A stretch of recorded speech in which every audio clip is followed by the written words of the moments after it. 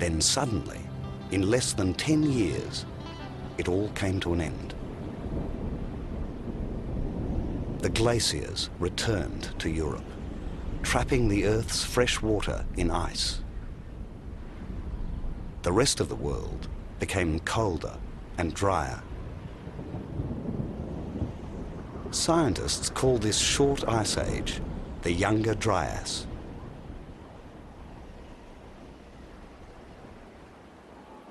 In the Middle East, there was a vast drought. A great famine spread over the land. It was an environmental catastrophe.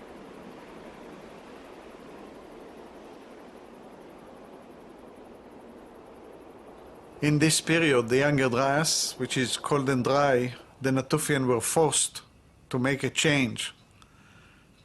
They were forced to make a change because the environment changed, and as a result of the depletion of resources, the number of animals decreased, and the yields, the annual yields of the wild fields decreased as well. The Natufians were forced to abandon their settlements forever.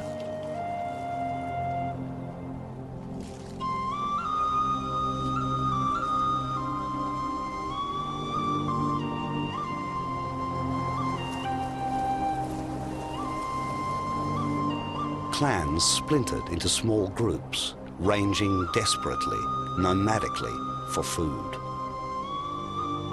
Many perished.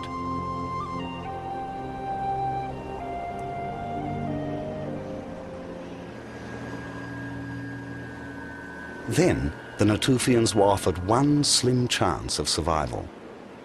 The drying Great Lake in Jordan exposed a fertile plain.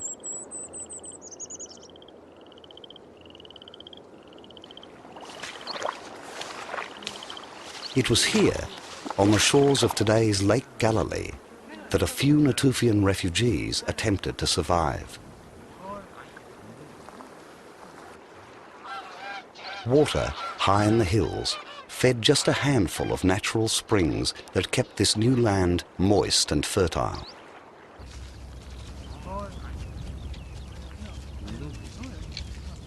Now, the Natufians faced a profound challenge. They had abundant water, but these oases were very different from the rangelands and spaces they knew.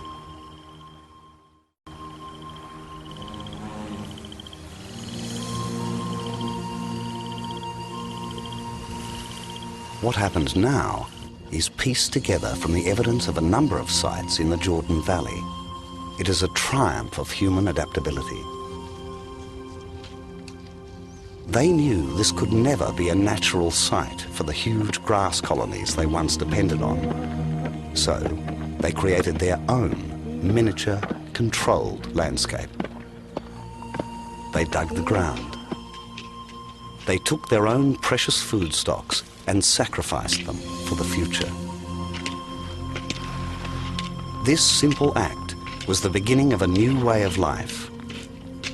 It would ultimately transform the face of the earth. They were the world's first farmers.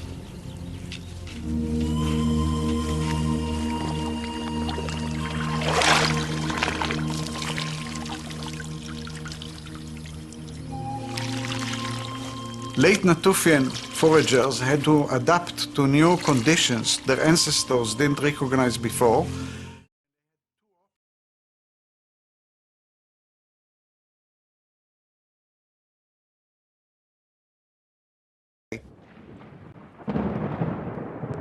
The drought lasted for over 1,000 years.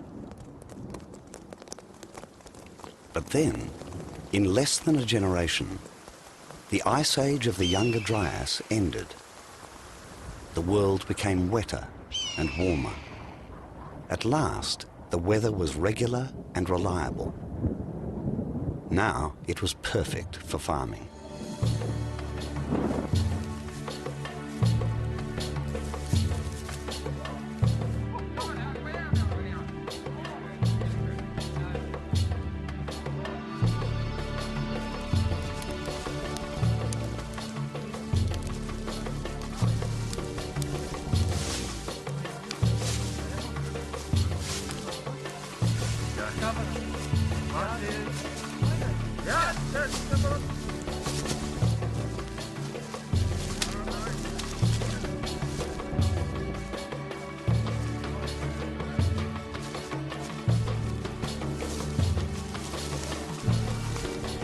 This was a moment which has occurred only a few times in the history of the human species. These farmers invented a whole new way of life.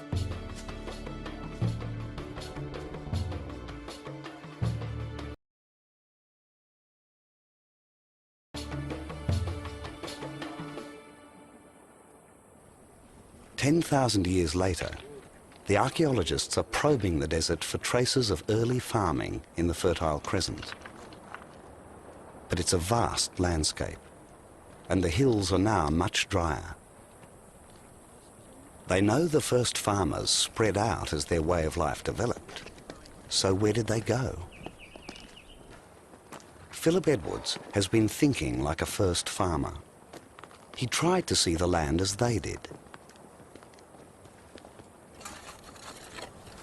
At Zad 2, near the Dead Sea, the researchers got it right. Here are the precious remains of a farm. Just 3 huts in a very unlikely place. Now, the first thing that strikes us is, when we look around, is why here we have a particularly barren landscape, and this site is right in the middle of a treeless plain. Nothing grows here. They wouldn't have been able to rely on any rainfall here. This is probably equal to one of the driest places on Earth. The kind of useful plant foods we find here, barley, legumes, figs and pistachios, particularly the nuts, just could never have grown here. Instead, they would have grown wild in the surrounding hills. These foods were important, but they were very hard to reach. So what made the farmers choose Zad? Well, one good reason is that just a couple of kilometres away behind me is a natural spring, and that would have once flown right past the site and given a plentiful supply of water. Also, this erosion really wasn't here. The land would have been a much flatter plain. So what you did have here was a place to have water trained, maybe, into cultivated fields. That's arguable, but that's one of the best bets as to why people were here. In the rubble, the team discovered the vital proof of farming. They found the remains of burnt seeds in the fireplaces. Because there were so many, Edwards knew they must have been cultivated in the fields around the huts. So it's almost like this could be even maybe a kind of gardener's or gardening station. Yeah, set out here to do that kind of work.